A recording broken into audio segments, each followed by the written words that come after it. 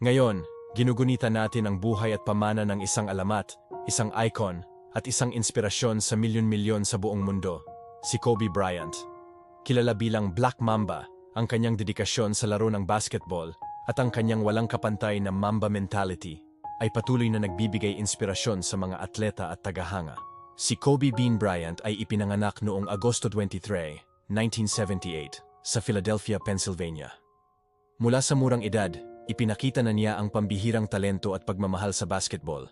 Isang pagmamahal na namana niya mula sa kanyang ama, si Joe "Jelly Bean" Bryant, na isa ring profesional na manlalaro.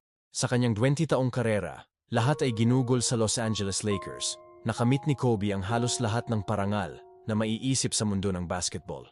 5 NBA championships, 18-time All-Star, 2 beses na NBA Finals MVP, at isang regular season MVP noong 2008. Ang kanyang pangalan ay nakaukit sa kasaysayan bilang isa sa mga pinakamahusay na scorer na may OPM 1 puntos na laro, na isa sa mga pinakahindi malilimutang pagtatanghal sa kasaysayan ng NBA. Ngunit higit pa sa mga numero at tropeyo, ang pamana ni Kobe ay nakasentro sa kanyang Mamba mentality. Ito ay isang pilosopiya ng walang tigil na pagpupursige para maging mas mahusay sa bawat araw. Ito ay tungkol sa pagharap sa mga hamon ng may tapang, pagiging masigasig sa iyong larangan, at pag-inspire sa iba na abutin ang kanilang kadakilaan. Ang mentalidad na ito ay lumampas sa basketball court at naging gabay para sa sinumang nagnanais na magtagumpay sa anumang aspeto ng buhay. Matapos ang kanyang pagre-retiro noong 2016, ipinagpatuloy ni Kobe ang kanyang pagiging malikhain at negosyante. Nagtayo siya ng Granity Studios, isang multimedia company na nakatuon sa pagkukwento. Ang kanyang maikling pelikula na Dear Basketball ay nanalo ng Academy Award na nagpapatunay na ang kanyang talento ay hindi limitado sa loob ng court. Noong Enero 26, 2020, isang trahedya ang yumanig sa buong mundo.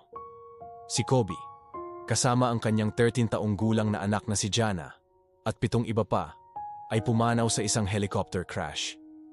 Ang kanilang pagkawala ay nag-iwan ng malalim na sugat sa puso ng marami, ngunit ang kanilang pamana ay mananatiling buhay. Si Gianna, o Gigi, ay isang sumisikat na bituin sa basketball na may parehong determinasyon at pagmamahal sa laro tulad ng kanyang ama. Ang kanilang magkasamang pangarap ay nagpapatuloy sa pamamagitan ng Mamba and Mambachita Sports Foundation na tumutulong sa mga batang atleta. Sa anibersaryong ito, alalahanin natin si Kobe Bryant hindi lamang bilang isang kampiyon sa basketball, kundi bilang isang mapagmahal na ama, asawa, at isang mentor sa napakaraming tao. Ang kanyang impluensya ay mananatili magpakailanman. Ang kanyang kwento ay isang paalala na sa pamamagitan ng pagsisikap, dedikasyon, at pagmamahal, maaari nating iwanan ang isang pamana na hindi malilimutan. Mamba forever.